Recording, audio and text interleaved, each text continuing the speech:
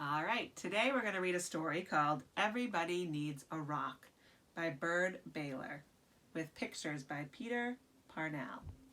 I know that you might not have a lot of art supplies at your house, but everybody can go outside and find a rock.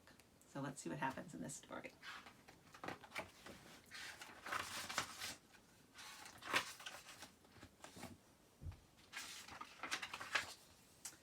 Everybody needs a rock. I'm sorry for kids who don't have a rock for a friend.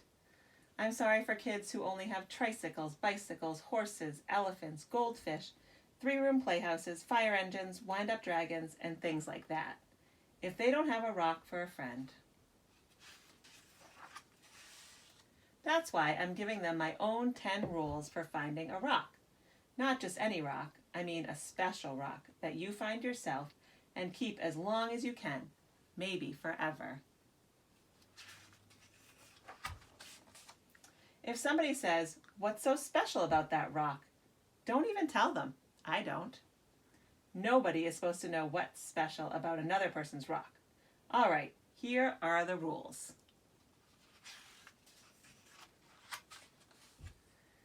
Rule number 1. If you can, go to a mountain made out of nothing but 100 million small, shiny, beautiful, roundish rocks. But if you can't, any place will do, even an alley, even a sandy road. Rule number 2. When you are looking at rocks, don't let mothers or fathers or sisters or brothers or even best friends talk to you. You should choose a rock when everything is quiet. Don't let dogs bark at you or bees buzz at you. But if they do, don't worry. The worst thing you can do is go rock hunting when you are worried. Rule number 3.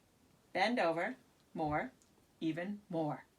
You may have to sit on the ground with your head almost touching the earth. You have to look a rock right in the eye. Otherwise, don't blame me if you can't find a good one.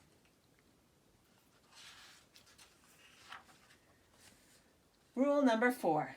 Don't get a rock that is too big. You'll always be sorry. It won't fit your hand right and it won't fit your pocket. A rock as big as an apple is too big. A rock as big as a horse is much too big.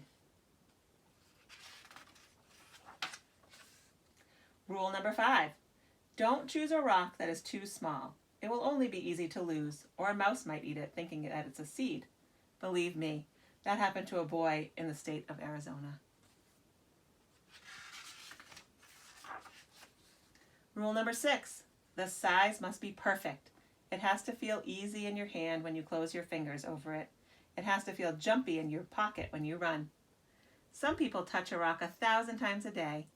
There aren't many things that feel as good as a rock, if the rock is perfect. Rule number 7. Look for the perfect color. That could be a sort of pinkish gray with bits of silvery shine in it. Some rocks that look brown are really other colors, but you can only see them when you squint and when the sun is just right. Another way to see colors is to dip your rock in a clear mountain stream, if one is passing by. Rule number 8.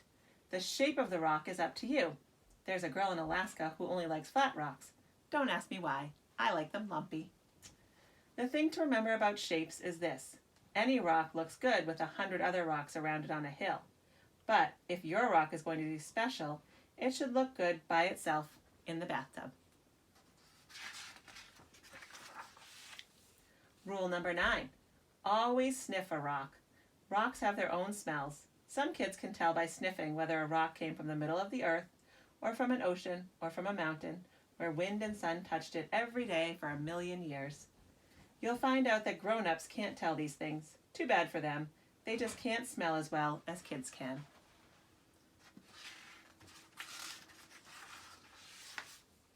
Rule number 10.